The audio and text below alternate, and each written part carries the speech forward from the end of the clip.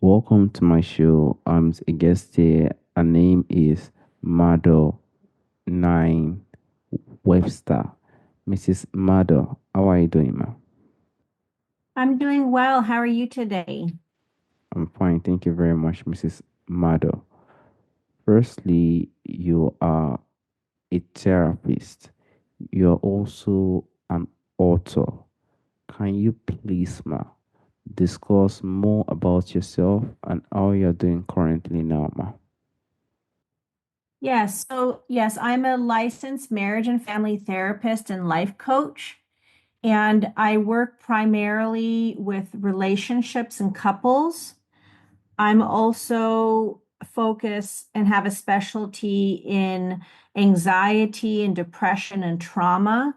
And I wrote a book that came out, the second edition came out last year called The Stressless Brain. And it's about stress and anxiety in our life. And it talks about using yoga and meditation to help us with stress and anxiety.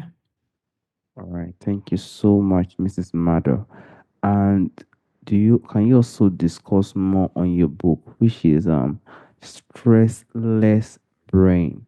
And are you also planning to release another book in the coming future, ma'am? My book, The Stressless Brain, I is covers what stress and anxiety is. There's a difference between stress and anxiety. Stress is a normal part of life. We can't avoid stress. But in the recent, I would say in the last 20 years, we have now have this new, more active concept of anxiety, which should only be once in a while. But the problem in most cultures now is people are experiencing anxiety all the time. Like when you see your friend, like, "Hi, how are you?" And they'll say, "Oh my God, I'm so anxious and I have anxiety." And people are living in that state all the time. And so this book, The Stressless Brain, my first book, talks about what stress and anxiety is. And then it talks about how to use meditation primarily as a tool to help change that relationship to stress and anxiety, whether it's physical or emotional. And I can go deeper into that. On a side note, as you mentioned, I do have another book coming out this spring of 2025. It's called Beyond the Pain, and it's being published through Hatherley Press. I'm very excited about this new project. It's about how we deal with disappointment and grief in our life. And it has a step-by-step intervention on teaching the reader how to manage and how to navigate and how to go through disappointment and grief. We'll definitely be expecting that, Mrs. Madhur. And firstly, I would like to go to the point of yoga and meditation. You know, yoga and meditation, I think they do work hand in hand. So I would like to ask, Ma, how do you think yoga and meditation positively impact mental health, Ma? Sure. So one thing I was wanting to say is yoga is like an intervention for the body, and meditation is an intervention for the mind. And the way that yoga can impact mental health is that often when we feel anxious or depressed, or we worry a lot, or we're having problems in our relationship, or we're having problems in parenting, sometimes all that mental issues can manifest in our physical body. People get digestion issues, people have a racing heart, people have trouble sleeping.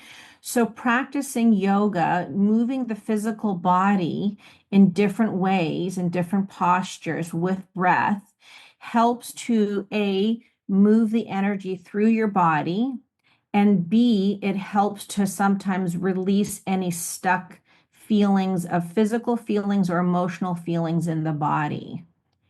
Meditation is really, I love meditation, and meditation is an amazing tool for the mind. So much of our mental issues tend to come from our mind, and it's how we think about things. So often when someone's worrying about something, they think about it and think about it, and they loop and loop and loop. And that can cause our anxiety to get worse. That can cause us to be more depressed. It can cause us to withdraw from life or be really aggressive in life because of our thoughts. And meditation, there's breath meditation, there's chanting meditation, there's movement meditation, different kinds of meditation. It helps to filter the mind, redirect the mind, and break patterns in the mind, in our thinking. Thank you so much, Mrs. Madhur. And some people might be like, okay, yoga is great, meditation is great. I do not know how long or time I might be able to be doing it daily to see a very positive result. I would like to ask Mrs. Madhur, how much time per day do you think is ideal, if there is, for seeing noticeable mental health benefits from yoga and meditation, ma?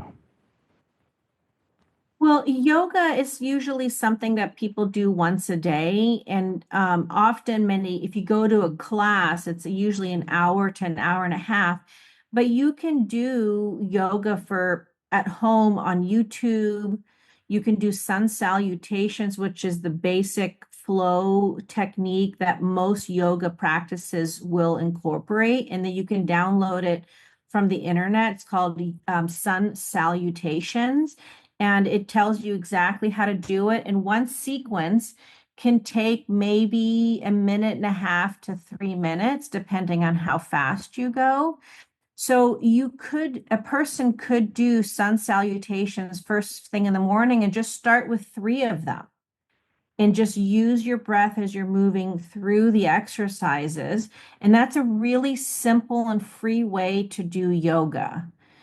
Meditation can be done in a variety of different ways. So, first thing, research has shown that even only 3 minutes of meditation will lower your blood pressure. So, people can have an actual physical experience and shift in 3 minutes. Now, that's a physical response to meditation. People who have moderate to severe mental health issues, just doing 3 minutes is not going to be enough. And so, what you would want to do is, it depends on the issue, is you'd want to do 11 minutes in the morning and 11 minutes at night, just to get yourself bookend the beginning of your day and the end of your day. And if you have a lot of anxiety, sometimes the most traditional meditation is sitting silently and watching the flow of your breath and watching your thoughts. But people who have moderate to severe mental health issues, that can actually be a really upsetting experience. They can end up feeling worse. And there's something called relaxation induced anxiety. And that means that when we have moderate to severe mental health issues of anxiety and depression, PTSD, trauma, that when we slow down, we actually, all of our problems and feelings get bigger and it makes us more upset. So, what you want to do, people who have moderate to severe mental health issues, I actually often recommend chanting meditations because it gives us something to do in the Western culture, because the fall of religion and people don't really go to church anymore and sing hymns and do activities and hobbies in a spiritual practice, that's died away in our culture in America, North America, Europe.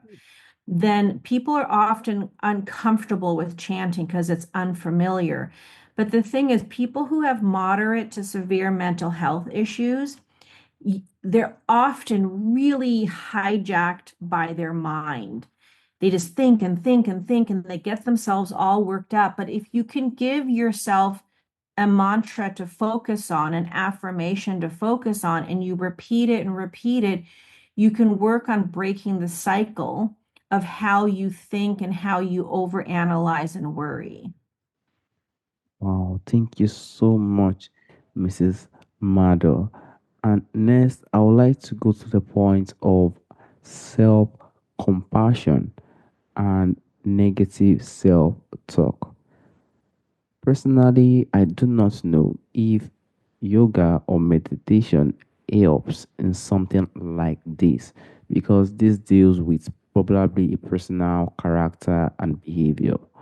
I would like to ask, how do you think yoga and meditation can enhance self compassion and probably reduce negative self talk? I would say meditation would have a larger impact on negative self-talk and self-compassion. The other thing with negative self-talk and self-compassion is we also need to look at self-esteem and self-worth. And how we feel about ourselves is going to heavily influence how we speak to ourselves. Chanting meditation, repetitive we're saying repetitive mantras or chants or affirmations can help to shift our how we see ourselves, our negative self-talk. And I actually had a client yesterday who is having a breakup. His girlfriend broke up with him, Mm. and he's very upset. And he says, I just can't do anything, and I just lay there and I just think about it all the time. And I told him, I said, one way to break the cycle of the mind's negative self-talk, which impacts self-compassion, it makes it hard for us to push ourselves to do our daily jobs, get up, shower, go to work, interact with society, that by getting that self-affirmation or a mantra, and every single time your mind starts to loop, you stop and say the mantra or say the affirmation. And I actually have on Spotify and Apple, there's a recording of a psychology meditation, which is called I Matter. And it goes like this: I matter. I am enough. I am of equal value. I am not better than anyone else. I am not less than anyone else. I am, I am. And you would repeat it. You can listen to it and memorize it. But you also can use a mantra like hummy hum, brum hum. And you would just repeat it: hummy hum, brum hum, hummy hum, brum hum, which means we are one. It connects us to source. Often, when we have negative self talk and depression, negative self compassion, usually we feel quite alone.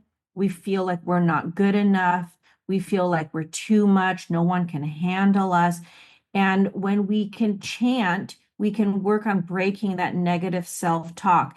Does it happen the first time or the first day or the first week and change everything like magic? No. We have to put in the time and effort. I often use the analogy of like people who want to have a fit body. If you want to have strong arms, you can't just go to the gym one time. You have to go regularly and exercise different parts of the body to get the body to be the way you want it to be. Once you get there, it doesn't mean that you have those perfect arms forever. You have to still put in the time. It's the same with mental health. That's very explainable. Thank you so much, Mrs. Madhur. And you know, physical health and mental health, they are two different things, ma. I do not know, the people might not know how, we do know that yoga and meditation helps the mental health. but we do not know the connection it will have with the physical health overall.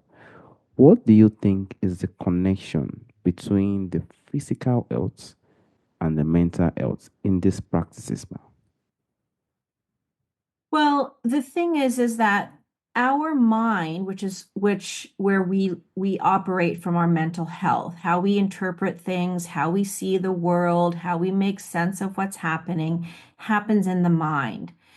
And the mind can create thoughts, and sometimes they are real or imagined.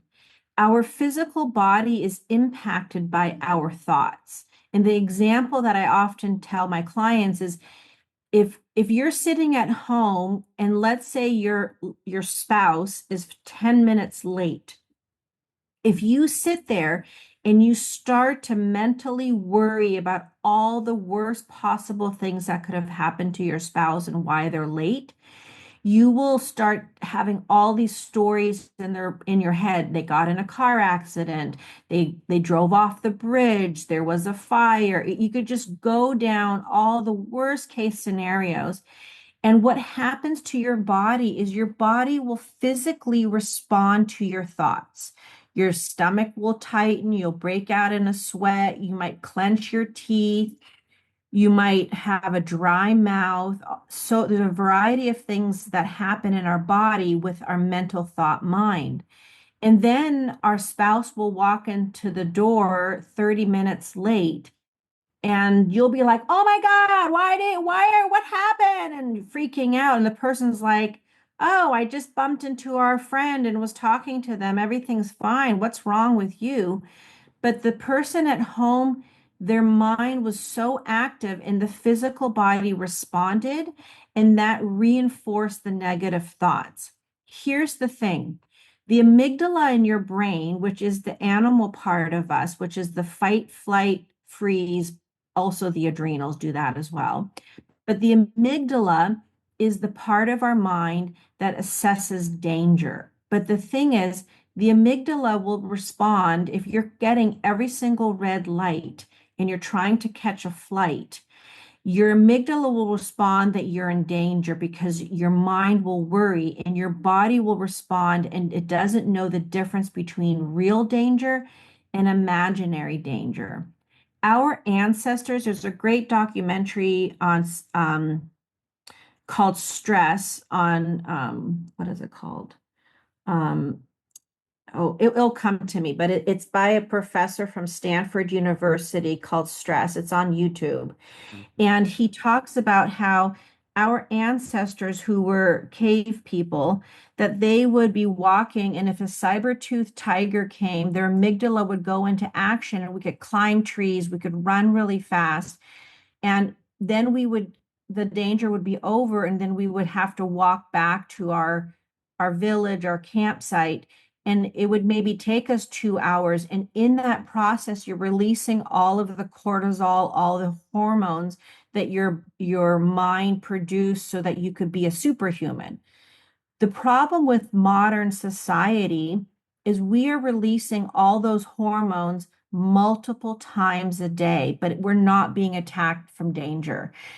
That being said, you're in Africa, I'm in the United States, like the world is big and there are parts of the world that there is danger, there is war. Mm, And but in the Western culture, where there is not a lot of those things, a lot of people have a very high level of cortisol in their system, which means they're operating from the sympathetic nervous system, which is impacted by the mind, and what we perceive is danger.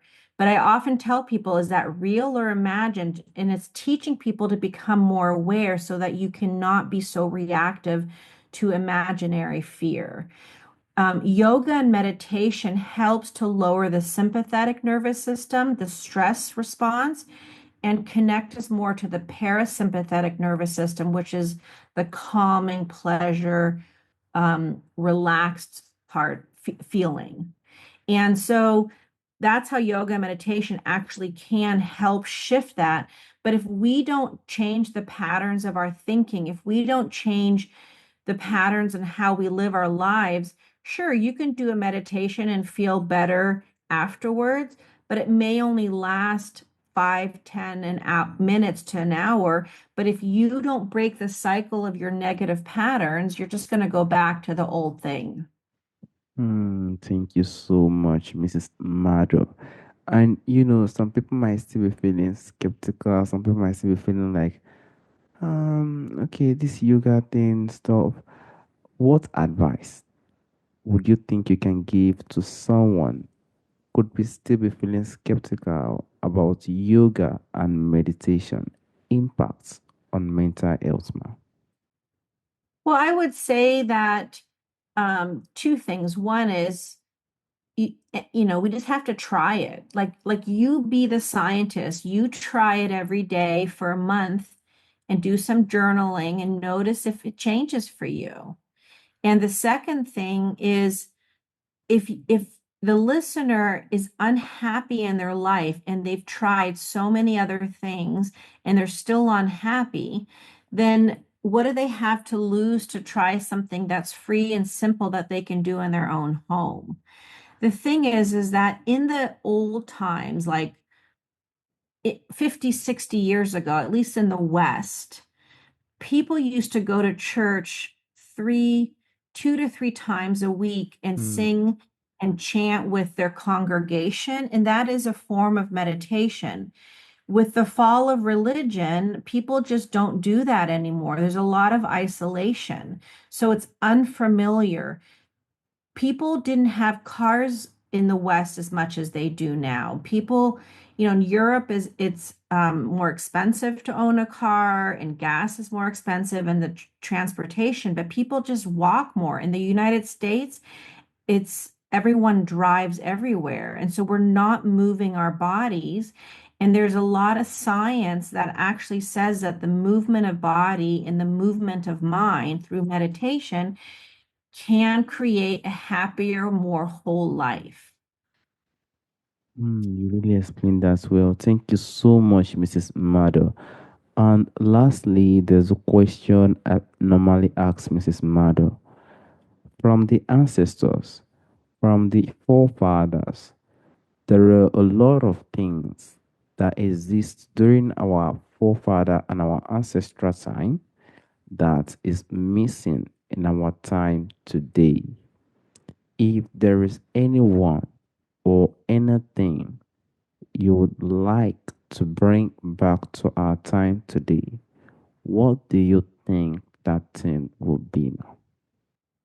I would say that if people could have more community and have more activity of um, doing things for each other, I think that, singing and playing music together is really good for the mental health. I think that we as a culture with social media have become so isolated, especially in the West. And I think that that severely impacts mental health. So more community, playing music together, serving each other, enjoying food together. I wish that that was more common again or more active. Yeah, completely agree. Thank you so much, Mrs. Mada. I want to sincerely thank you for speaking on this yoga and meditation. This thing really, really, really stress. It gives someone more comfort. We know gradual chants and stuff like that do help, but as you said, due to the reduction in the way people have their belief, it has made a lot of people, not really relevant with areas like that. But I want to sincerely thank you for speaking on this specific topic on my show. Thank you so much, Mrs. Mado. Thank you so much for having me on your podcast. I enjoyed our conversation and hopefully it was helpful to the listeners. Exactly. Thank you so much. Bye bye. Bye.